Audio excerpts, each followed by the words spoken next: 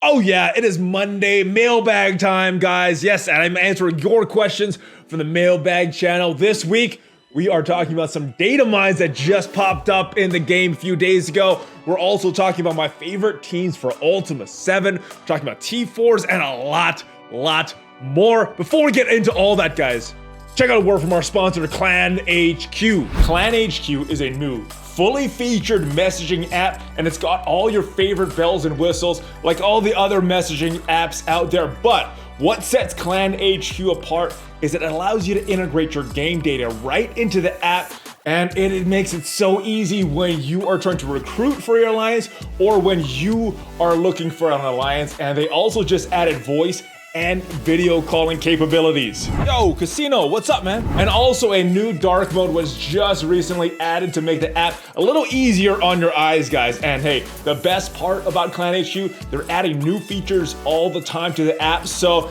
it's just getting better and better and better, and you could be one of the first in your alliance to use it. Plus, in addition to Marvel's Strike Force, ClanHQ supports over 75 other games, including Contest of Champions, Clash of Clans, Clash Royale, and many others. So check it out, guys, and make sure you use the link in the description. Yeah, so check out ClanHQ, guys. They're doing some good stuff over there. But if you are ready to get to your questions from the mailbag, guys, you know what to do. Let's go smash it! ValleyFlyin.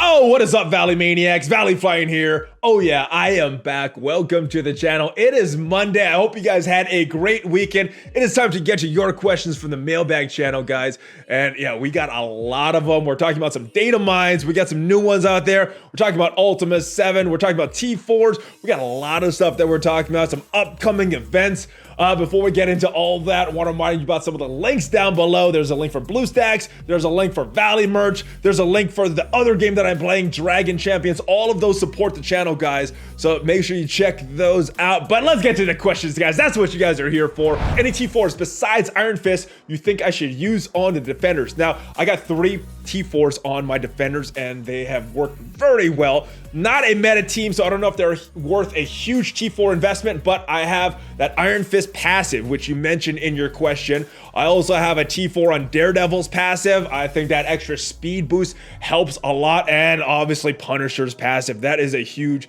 wall of text. It does a lot of good things for that whole team. Now, Miss Marvel, I invested in her passive as well, but I consider her more of a hero brawler than a defender, so I put those 3 on. Punisher, Iron Fist, and Daredevil. I think those are bare minimum for a good, solid defenders team. They work very well with those 3 T4s.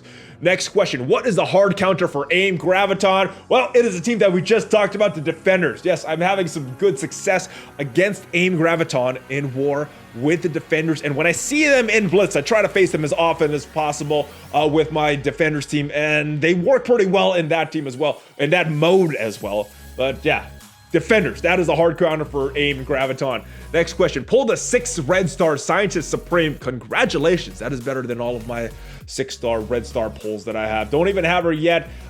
This does get me excited for the future. I know she heals for a percentage of health. Maybe rate this pull 1 through 5. I would rate it a 4. She's a good character. She's not a top character, but she is an important part of one of the best teams, and she'll help you out in raids as well, even on a non-AIM team. So good stuff there. Congratulations on a good pull.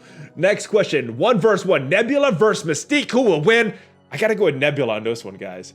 Next question, when it comes to farming characters that aren't required for a legendary event, what do you think about farming them to 6-star and stopping and letting the orbs take care of the rest? Or do you prefer to farm everyone that has a shop note to 7 stars, be done with them? So I think that 6-star thing that you mentioned, that's what OMG does. I think it's a very efficient way. You're not letting as much energy go to waste. You're not letting as much of these shards go to waste towards those Ultimus orbs. So I think that's the more efficient method. But if you're asking what I prefer to not worry about it. I prefer to farm them up to 7 stars, rank them up, and move on to the next one. But yeah, OMG does it the other way. I think that is more efficient. I just prefer to do it to get them all the way to 7 stars before I move on. Next question, as you know, there are some locked chapters in Nexus campaign. That being said, do you think it would be a good idea for other campaigns like Heroes Assemble and Villains United to have more chapters? Yes, more content, the better, in my opinion. Now, with that being said, though, I think the heroes and villains additions would be more important, at least for me, than that Nexus chapter. And the reason is because I still need to farm heroes and villains every single day, even though I have most of the good characters out of those chapters.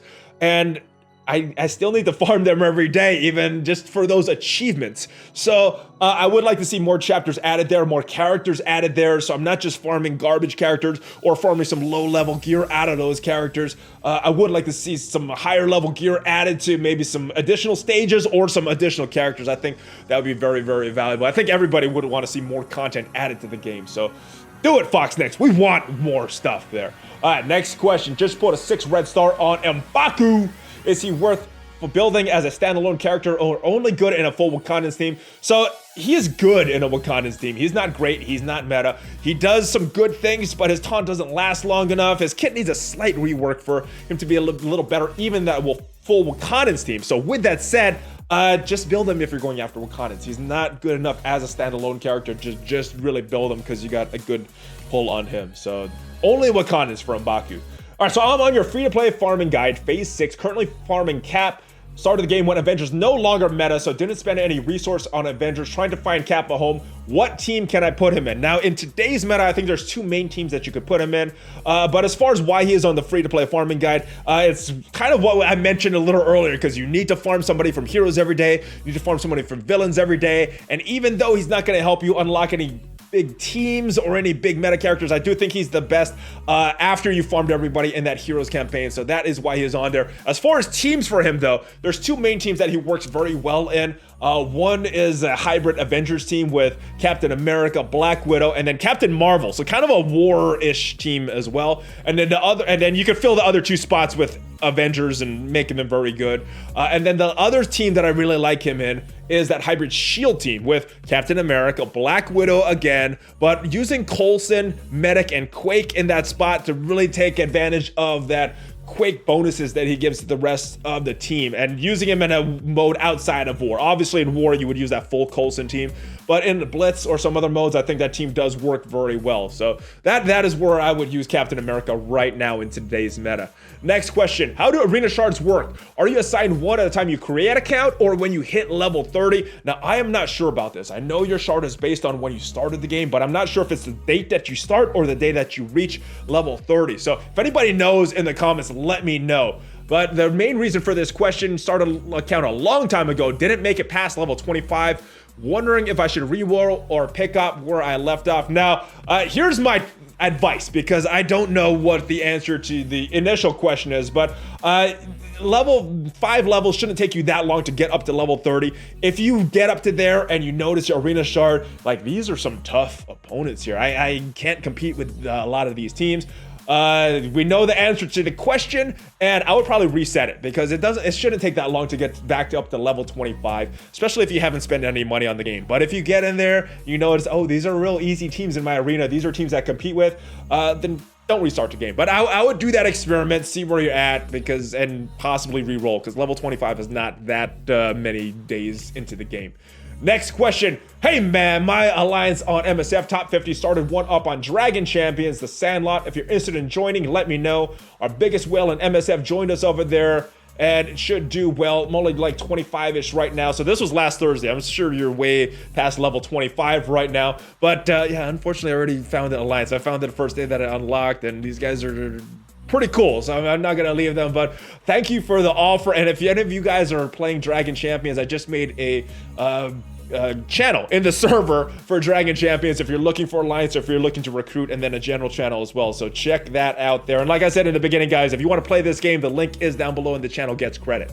Next question, didn't want to say anything, but I think certain members of the AIM team, cough, AIM monstrosity, might be juicing.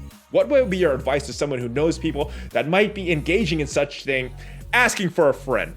So let's go check out AIM monstrosity, see what he's talking about. All right, and here we are in game looking at AIM monstrosity, and I would say, yeah, look at him. I think you're right. Look at how ripped he is, all the veins popping out.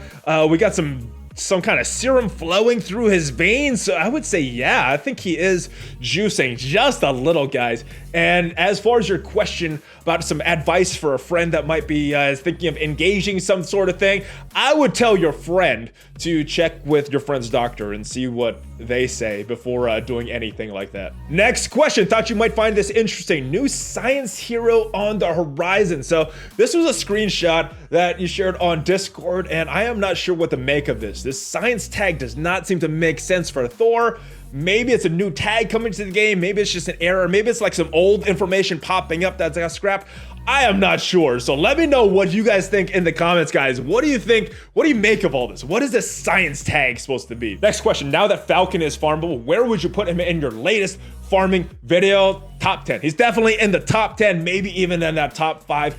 Very, very good character, and definitely makes farming power armor a lot more appealing now that all the other characters are kind of farmable. I'm still saying that Rescue is not farmable, but everybody else, they are farmable at this point. So power armor just got a big boost because of Falcon's availability last week. Next question, Shield Medic Special Emergent Treatment. Is it worth adding? Is there any need to add the level 6 purple on the face of it? 400 health is not very good at all. Wonder if there's something that I'm not considering. That is exactly what I'm seeing at all. 400 extra health, not a percent, just a flat number on guys that have, you know, over 100,000 health. That doesn't do too much. So yeah, I would say it's not really worth it. Next question, do you think it'd be easier if Fox next added a feature to highlight what characters have a milestone trait for Blitz roster and save squads? Yes, I think it would. I definitely would like to see that user interface with save squads be a little more robust. I think has a lot to be desired, and I think everybody would like that added, especially for these events like we had with Ghost Rider, this Trick or Treat event, or the milestone, the 80th milestone that we had, would be very good when we had to compose these unique blitz teams.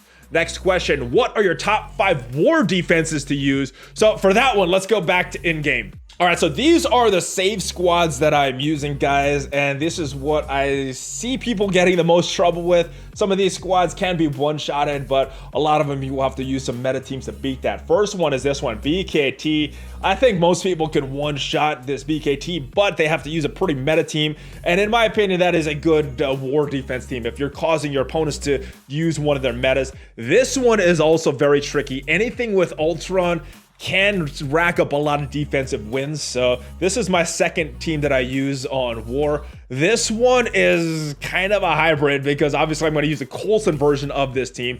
Not ranked up very high, but he is going to be a member of that team. So the Shield Fury Coulson meta team is who I will use. Next team that I like is this one right here. We talked a little bit about it. It's kind of a military-ish team.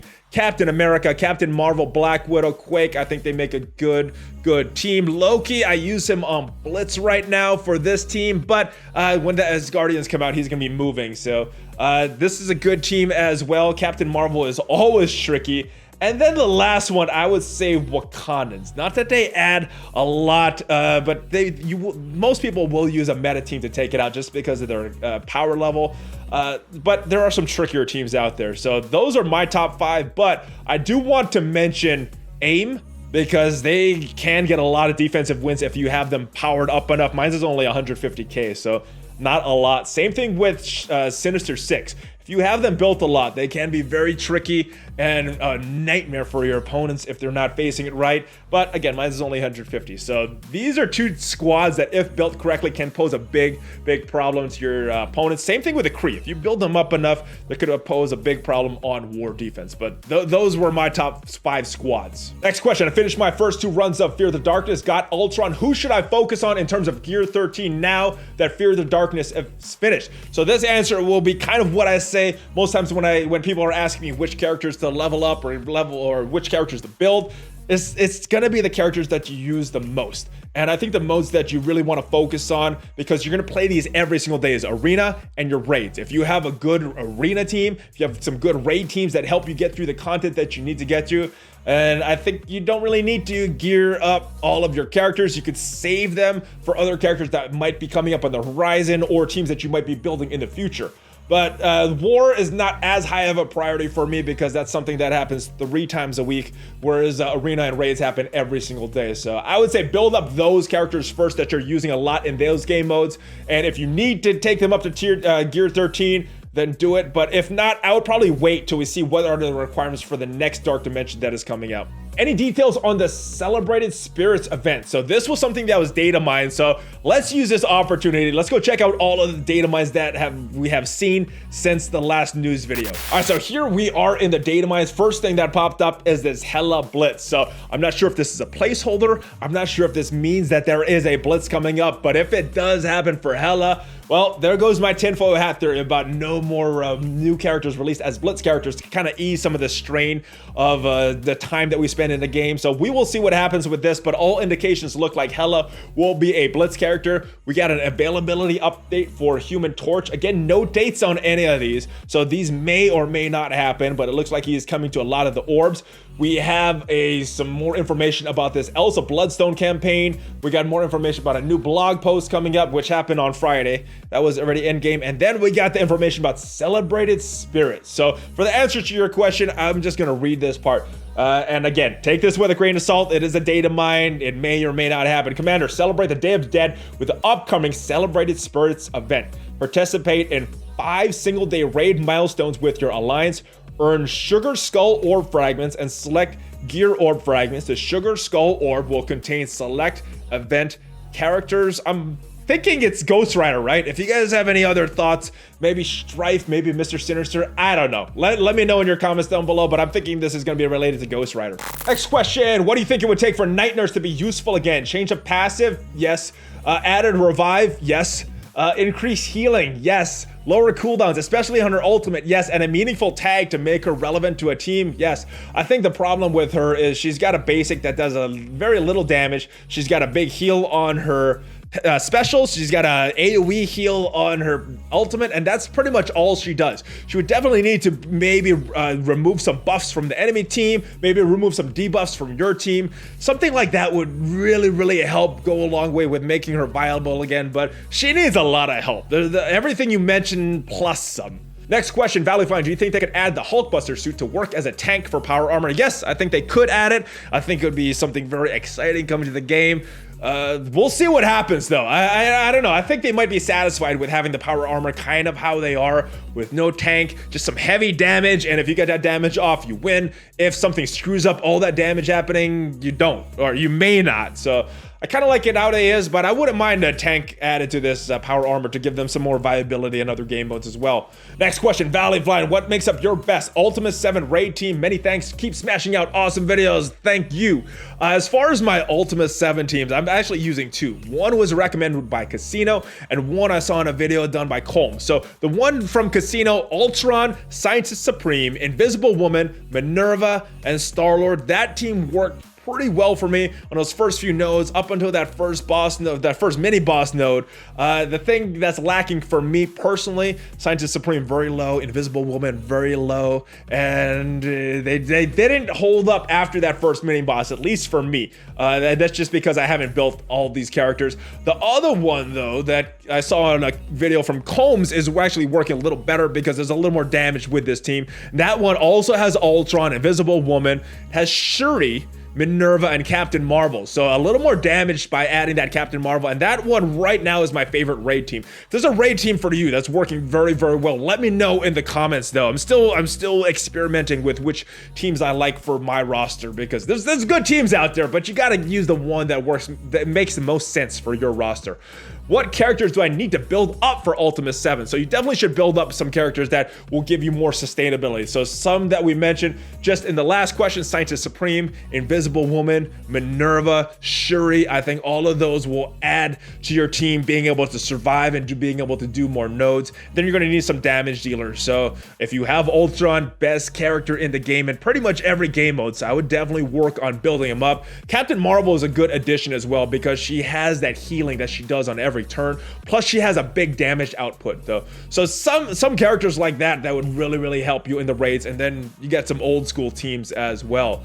Do you know any any Ultimate 7 teams that do not include Ultron. So just mentioning these old school teams, we're looking at S.H.I.E.L.D. They do okay on those first few nodes. Not so much after that second mini boss. They kind of get their butt kicked. Same with Brotherhood. They do well on one node. But the first team that comes off the top of my head that does really well in these rates is the X-Men team. Obviously, you're going to use Phoenix, so you're not using them on more than one node. But outside of that, anything that really gets that sustainability. So, focus again, Scientist Supreme, Invisible Woman, Minerva, Shuri. All of these characters will work well, and then just adding some damage dealers to help you with that. But I think there's enough trickiness from those characters alone that if you have the right damage dealers, even with Ultron, you'll still be pretty good. Maybe not one-shotting these bosses, but you should still be pretty good with those high sustain characters. Next question, where did you get that hoodie with Captain America's broken shield? I think it is uber cool. I do too. I'm not sure where I got it though. My wife came home with a Spider-Man sweatshirt that I wore last week and then that Captain America one. I think she got it at Target, but it was many, many years ago. I've had that for a while, so I'm not sure. I think it was Target. Next question, the following was Datamine in August. Any news on this? So this is about the Blitz for the Stars. Purchase Red Star Orb Fragrance from Blitz. And this was Datamine in August. But, I think a lot of us, especially myself, have gotten a little spoiled with these Datamines because a lot of them do come to fruition. Not all of them do though. This is one that has not come to fruition yet. And I'm not sure if that's because this got scrapped or this just got pushed off. But I'm not sure what is happening with this. I have not heard anything on it since it was originally Datamined. But we will see what happens. I think there was a lot of complaining going around at the time about a lot of the crunch for war using these Blitz credits. So they might have scrapped it for that, but we'll see if they ever bring it back up. Next question. When Mr. Sinister gets released, do you think he'll be a legendary event? No word on any of that stuff. My feelings is towards not a legendary event, but they haven't said anything either way. So maybe a Blitz character, maybe another event character, maybe a legendary character. I am not sure. Let me know your guesses down below, guys. Put it down in the comments so you could put your stamp on it so that when he does get released, you say, yeah, I predicted that right. Next question. Thanks for always making the best videos. I know it's unlikely. What are your thoughts on this new reward system for the next level of Fear the Darkness? Saw this on Reddit, so not my idea. First victory, as in the entire darkness, you unlock the Infinity Gauntlet for Thanos, and every successive victory afterwards, you receive one of the Infinity Stones. So I think that's a really cool idea, really cool concept. I think, like you said, though, in your question, it's very unlikely that they will do it. And my main thing is because Thanos is already out, a lot of longtime players already have him at 7 stars, so I don't know how they would monetize this. Now, if there was a cool way to do it, I think they would definitely introduce that. But my feelings right now, I don't think they would do it. I think it would be cool, like you said, but I just think it's very unlikely of this happening. Next question, do you think the Ravagers will get a rework and a 5th member? And who do you think will be the next team to get members for? Force or Inhumans? I think you mean A-Force, and if that is who you mean, I would definitely go A-Force over Inhumans, and my main thing is She-Hulk. Plus, I think they're marketing some of these other characters in some of their other shows on Disney Plus. So I think it's going to be A-Force, but it could be Inhumans. I don't know. It's just a guess. Do you think Ravagers will ever get a rework on a 5th member? So as far as the Ravagers and a lot of these other factions that need reworks, one thing that was made very clear when we were at Fox Next Studios was that the devs wanted all of the characters to be useful. Right now, there's characters that aren't useful, like the Ravagers that you mentioned. Not a very good place in the game. And one thing that they wanted to do, whether it'll happen or not, I'm not sure, but one thing they want is all these characters to have a use in this game. So I think with that said, it is likely that they'll get a rework. As far as a 5th member, I don't know if that's very likely, but maybe Taserface or someone, but I hope it's not another minion. I hope it's a named character. Next question is about a hand rework, kind of the same place as the Ravagers. There's a few characters that are pretty good, and their hand sentry is okay. Electra's okay, Archer's okay, but the rest of them is pretty crap. So same scenario. I think the devs want all these characters to have some kind of use, but I don't know when or if they will happen. Will Ant-Man and Wasp ever get the rework deserve? Same kind of situation. They're not in as bad of a place as Hand or the Ravagers or Hydra for that matter. So I think they're probably a little lower on the list of priorities, but they probably should get a little slight rework because their kits are good. They just need a slight rebalancing to be decent and really good in the game. Next question. Do you think Fox Next needs to address the player-based frustration with a lack of resources? Today's gold mission offer is a good step.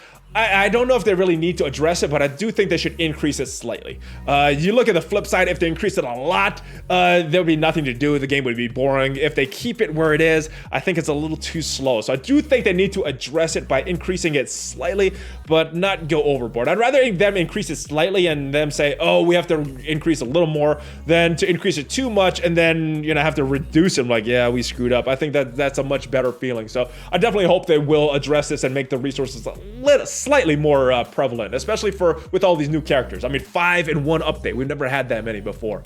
Next question. Do you think Strife will be released as a Blitz character? I'm thinking an event, but I have heard nothing either way, so your guess is as good as mine. How do you guys think Strife will be released in this update? Next question. Any insight as to when Phoenix or Invisible Woman legendary events will return? Is there a regular scheduled rotation anymore? I don't think there is. I think they started one, but they, like you said in the question, they kept adding some, and they're off the rotation right now. So I don't even know where we are right now or if it's following a certain cadence. So I think it's just gonna be random. Your guess will be as good as mine, but I hope Invisible Woman returns soon, just because selfishly I want to get more stars on her because she is very valuable in Ultimus 7 right now. Next question. Here's one. Where exactly does Namor pull that rather large seashell from when he reaches behind his back? Would it be considered a submarital aid? Guys, you've seen the animations. I think you know exactly where he is pulling that seashell from. I don't think you need me to describe where that happens. So yeah, you guys know where it's coming from. Next question. I know there's no best arena defense team, but what teams do you usually avoid fighting? None of them. There is no defense that holds right now. The offensive meta for Arena is so skewed towards that offense that no defense really holds up. So I just fight the team that is the highest rank. And there's nothing that really holds up. I think Arena nowadays is more about timing your wins, doing all that correctly, and hoping you get lucky and nobody attacks your defense, rather than finding this good defense that's going to hold. Because I don't think anything holds right now in defense, especially if you're in a shard that has Ultron, that has Phoenix and some of these other characters. It's not gonna hold against those teams. ValleyFlyin, does part of you secretly want to level defenders to max just to be a boss? Tier 14, level 75, 7-7-7-5. Yes, I would really like that, as long as that's not gonna screw up any of my other teams. I think everybody would want defenders to make them like a boss squad. It'd be fun. ValleyFlyin, top 5 T4 abilities minus Ultron. I'm probably going to minus Phoenix as well, because both of those are really good characters. But there's a lot of T4s. It's going to be hard to limit it down. What I'm going to do, I'm just going to list some characters that I like their T4s a lot, because some of them have multiple T4s that I really like. Let's go in game now and check out my roster. First one right off the bat. It's kind of surprising because she's a newer character, but I think her place in this Ultimus 7 raid team meta, even outside that Fantastic Four team, is very valuable. Bending Light, Psionic Shields, both of these are very good for a non-Fantastic Four team, and just using these T4s to really help the entire team in the raid. So I think both of these are very good. I think this is one of the top T4 characters that you can do. Next character that I want to talk about is, there's a lot of them, guys, so don't hold me to just limiting. It's tough to limit it to just 5, but let me move on to Captain Marvel. And this is kind of a cheat too, because she has very good T4s. She has a very good passive, which helps her heal up. It helps her with her health. And then she's got this one, the binary, her ultimate, huge damage move. This is where a lot of the one shots on turn 1 come from, is this move right here. So very good T4. Nick Fury, surprising that I pick him. I didn't think I would pick him, but as I was going down, I said, you know what, this is a very big one for that Shield team. Now, Shield is not meta in any game mode except maybe War Defense when you're using Coulson, but I think the thing that really makes this team, and the first one that I did for this Shield team way back in the day, is his passive, Director of Shield. Helps them with their speed, helps a lot of stuff. This reinforcement is also very good, but I think this passive is a little more valuable to that entire team. And last one, or not last one, second to the last one, Star-Lord. I don't know how I could make a list of top 5 T4s without picking his passive, and his passive specifically. I like his special, but his passive gives me so much more value. So much more value, especially in the raids and Fear the Darkness. And my last pick is this guy, Magneto. And the reason I'm picking this, now Brotherhood has fallen off a lot, but the reason I'm picking this is because I think this passive makes that Brotherhood team, really changes them as a faction. When I was using them, the full Brotherhood team, I didn't really start beating and punching up a lot against some of these real tough teams until I did his passive, which gives them more focus, gives them more health, and it just help that team, especially with their focus. Now his special is also very good, and Pyro's special and ultimate, leveling those up also helped a lot. But I think if I were to go with one with this team, that would be the first one I would do. And those are my picks for my top 5 T4s, guys. Let me know what you think are your top 5 T4s. Like I said, it's hard narrowing down the list, but that is what I'm feeling right now with the top 5 T4s. And that is it for this video. I hope you guys enjoyed this video. If you did, subscribe to the channel. There's a lot more videos coming. Smash on that like button. Join the notification squad. Ring that bell, guys. Make sure you follow me on social medias. Check out some of the links down below. There's Valley merch, the BlueStacks, Patreon, and of course our sponsor of this video, ClanHQ. And if you want to try the new Dragon Champions game, there is a link down below in the description that the channel does get credit for as well. I will see you guys next time. Hulk fist bump. Oh yeah, baby. ValleyFlyin